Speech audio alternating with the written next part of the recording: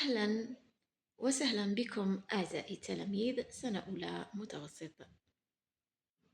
إذا هنا عندنا نموذج خاص بوضعية من وضعيات الفرض الثاني في مادة العلوم الطبيعية. نبدأ على بركة الله بهذه الوضعية. أولا، قام التلميذ إبراهيم بتغطية أوراق نبات أخضر بكيس بلاستيك. يعني نشوف هنا كيس بلاستيك ديجا هنا تشوفوا تتفكروا التجربة اللي قمتوا بها، ومن هنا اللي راه مراجع مليح يعرف واش من ظاهرة. كيس بلاستيكي شفاف ليكشف على العملية التي يقوم بها النبات في هذه الحالة. إذا نشوفوا،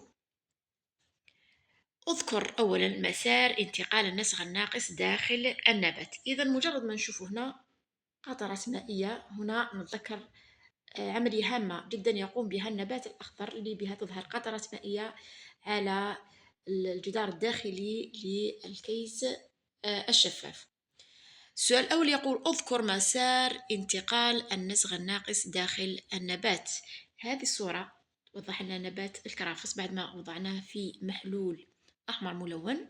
هذه المناطق الحمراء توضح لنا المناطق التي ينتقل فيها النسغ الناقص، لأن لوناه النسغ الناقص. والنسغ الناقص وش هو؟ هو عبارة عن ماء وأملاح معدنية فقط تصعد عبر هذه المناطق.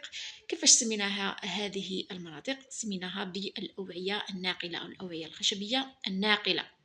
إذا مسار انتقال النسغ الناقص داخل النبات عنده مسار واحد اللي هو من الأسفل إلى الأعلى، اللي هو من الجذور إلى الساق إلى الأوراق. إذا هذا هو مسار انتقال النسغ الناقص.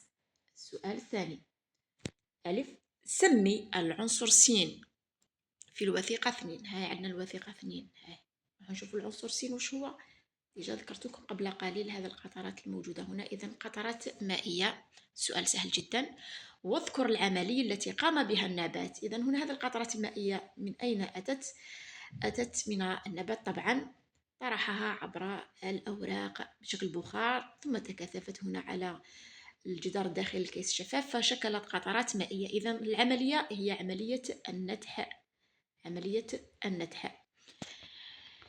السؤال ب، حدد العلاقة بين هذه الظاهرة المدروسة اللي هي عملية النتح وعملية الامتصاص عند النبات الأخضر.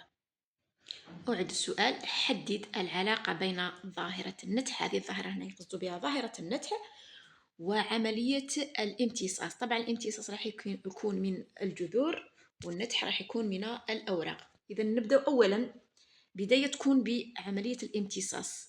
إذا امتصاص الماء والأملاح المعدنية هنا فيتشكل النسغ الناقص داخل النبات، ثم ينتقل عبر الأوعية الخشبية الناقلة ومنه يصل إلى الأوراق فتحدث عملية النتح. إذا هنا حدوث النتح يسمح بانتقال النسغ داخل النبات، وبالتالي بحدوث عملية الامتصاص، لأنه لو أن النتح يعني طرح الماء لا يحدث فإن عملية دوران النسغ لا تحدث، ما تمتلئش الأوعية الخشبية الناقلة، وبالتالي لا يحدث الامتصاص من جديد. فالنتح يسمح بانتقال النسغ ودوران النسغ داخل النبات ويسمح بعملية الامتصاص. إذا هذه هي العلاقة. فالعلاقة التي تربط بين النتح والامتصاص هي دوران النسغ الناقص. وبالتالي وهنا وصلنا أعزائي التلاميذ إلى نهاية حل هذه الوضعية الثانية. أتمنى أنكم استفدتوا، ونتمنى إن شاء الله تجيكم في الفرض الثاني، وبالتوفيق للجميع أعزائي، إلى اللقاء.